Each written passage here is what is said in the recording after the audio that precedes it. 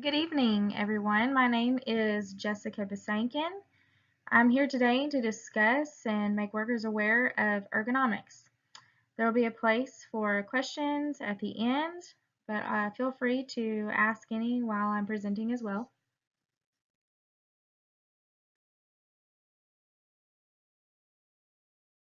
So I'll begin by saying, what is ergonomics?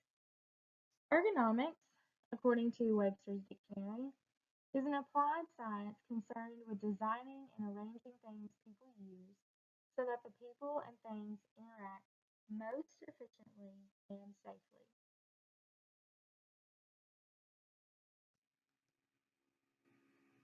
I'd like to start out with the origin of ergonomics and what ergonomics means.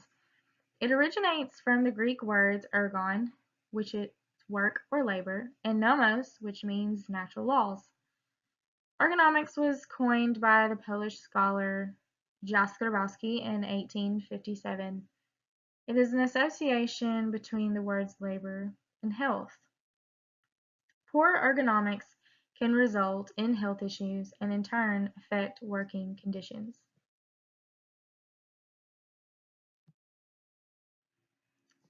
To continue with the origins of ergonomics, it was officially accepted in 1950 after being proposed at a meeting of the British Admiralty. In Britain, Ergonomic Society was formed in 1952. In the United States, the Human Factors Engineering was formed in 1957. Ergonomics in the United States was brought about and it was emphasized by the U.S. military with concentration on human engineering and engineering psychology. It was used to focus on the role of the individual. An example of ergonomics from the United States, it was affected in World War II. And during World War II in 1943, it became clear that aircrafts in good condition and which were flown by the best of pilots still saw numerous crashes.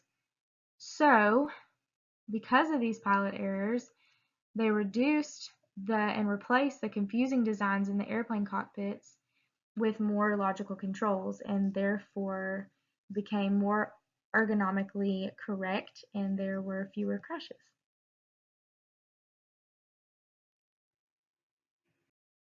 Talking about ergonomics, there are a couple of objectives that need to be addressed. The first objective is to enhance the efficiency and effectiveness with which work is carried out. A vital difference between people and machines is that people will make mistakes. If we look positively at how people make mistakes to decrease errors, we can increase the ease of use and reliability of performance. This can increase productivity and the effectiveness of the system. The second objective is enhance certain desirable human values at work. These are increasing safety, increasing comfort, decreasing the fatigue of the operator, example, providing more rest breaks, decrease stress on the individual, increase user satisfaction, increase quality of life for all people, and overall, changing these things and providing better ergonomics in the workplace creates happier and healthier employees.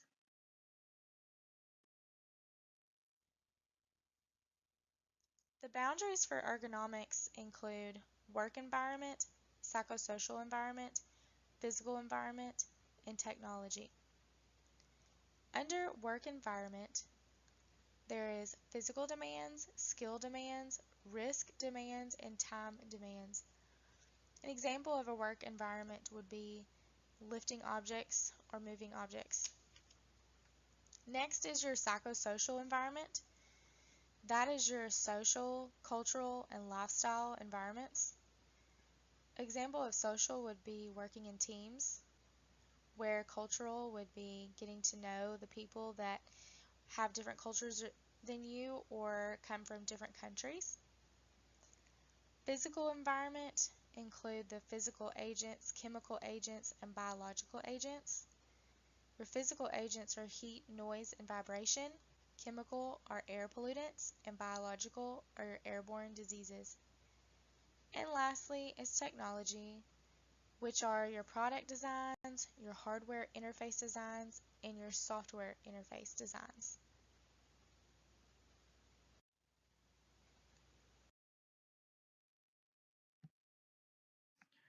Some causes on ergonomic injuries are awkward or sustained postures, forceful exertion or strain, contact pressure, exposure to vibration, and exposure to heat or cold stress. Now, the first one is pretty obvious. Awkward or sustained posture can cause back problems, neck problems, even eye problems if you're staring at a computer but you're not staring at the right distance, or your head is tilted too far or maybe too far up. Anything like that can cause injuries.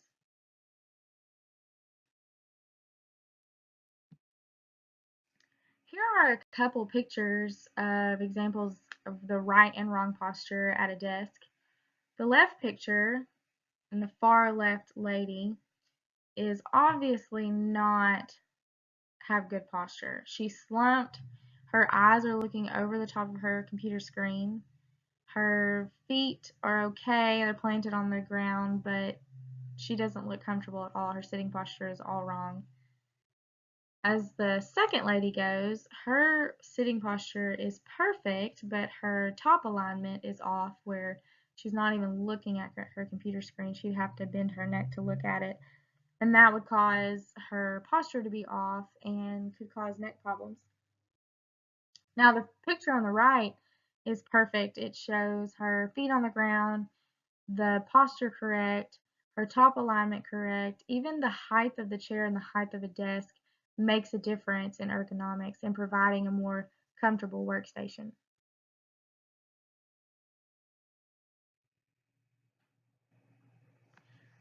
I'm going to talk mainly about laboratory workers. And the common disorder among a laboratory worker is musculoskeletal disorders, and those are caused due to the repetitive motions. If you're using a pipette, or you're working on microscopes, or you're typing on a keyboard, all of those things that are repetitive and doing for long hours at a time can cause injuries. And how do these musculoskeletal disorders occur? When the muscles and the joints are stressed, tendons are inflamed, and nerves are pinched, and the blood flow is restricted, causing musculoskeletal disorders.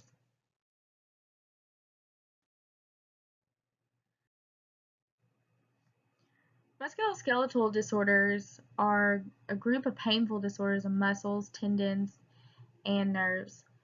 Some examples of these disorders are carpal tunnel syndrome, which I think most of us are familiar with, tendinitis, thoracic outlet syndrome, and tension neck syndrome. Carpal tunnel syndrome is a painful condition of the hand and fingers caused by compression of a major nerve where it passes over the carpal bones through a passage at the front of the wrist. Alongside the flexor tendons of the hand, it may be caused by repetitive movements over a long period, or by fluid retention, and is characterized by sensations of tingling, numbness, or burning. This particular syndrome is very painful, and most of the time, if not treated or taken care of, one will have to have surgery. Both my mom and my dad have had carpal tunnel surgery, so I'm very cautious as to what I do and how I flex my wrist at a computer over a mouse, or I tend to stretch my wrist often throughout the day after I'm writing for long periods of time or dissecting, because it's a very serious issue, and I personally don't want to have to go through surgery. And according to the Bureau of Labor Statistics, musculoskeletal disorders account for 33% of all worker injury and illness cases.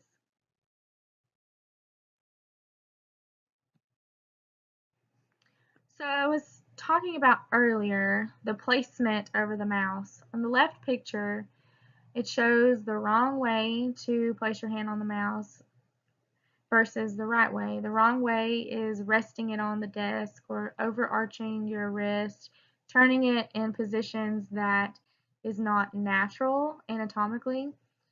The right way is to keep your hand and your arm straight and to just gently rest your hand over the mouse and work. And then the right picture shows the ligaments and the tendons and the nerves that are affected when you have carpal tunnel syndrome. I think it's important to train our employees to avoid musculoskeletal disorders. We should train our workers so that they can be aware of their posture, keep hands and arms relaxed, avoid those static positions, and be aware of ergonomic related risk factors from things such as pipetting or using a microscope or computer or anything related to a repetitive motion that could potentially cause a musculoskeletal disorder.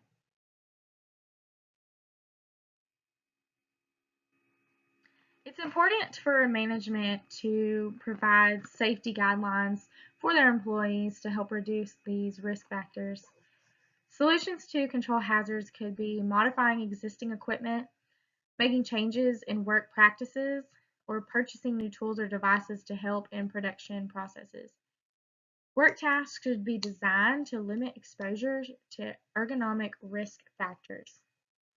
Some examples would be, for instance, in engineering controls, the use of a device to lift and reposition heavy objects to limit the force of exertion, reduce the weight of a load to limit force exertion, reposition a work table to limit a long excessive reach, and enable working in neutral postures. And those are just a few examples of how we can eliminate risk factors. Workers also have a right to a safe workplace, and the law requires employers to provide their employees with safe and healthful workplaces.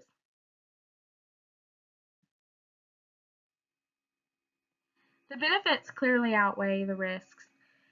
It clearly states the more efficient workers are more productive workers, allowing your company more output with the same amount of time and manpower. The less fatigue that your workers have, the fewer mistakes. The fewer injuries means fewer sick days and fewer workers' compensation claims. And pain-free employees lead to happy employees. And in return, you have a reduced turnover rate in your company. It's also important for management to lead their employees and look out for their employees and understand these ergonomic health risks that could occur. Management leadership and employee participation are critical to a successful ergonomic program. A commitment from management shows employees the importance of ergonomics in the workplace. Employee participation is important in the proposed ergonomics program standard because the effectiveness of this standard depends on voluntary reporting of MSDs and their hazards, MSDs being the musculoskeletal disorders. It's important for our leaders to educate, and it's also important to listen to our employees' concerns. The employees also need to participate and bring up these concerns if they have any. And lastly, it's important to keep a record of all of these concerns to learn from them and better manage the company.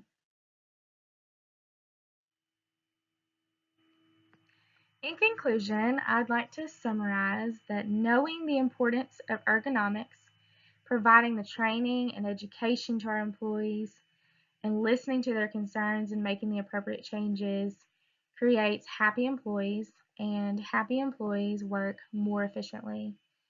Thank you so much for your time. I hope this discussion helps you to learn more and be aware of ergonomic issues in the workplaces. And if you have any questions, I'd be glad to answer them. Thank you.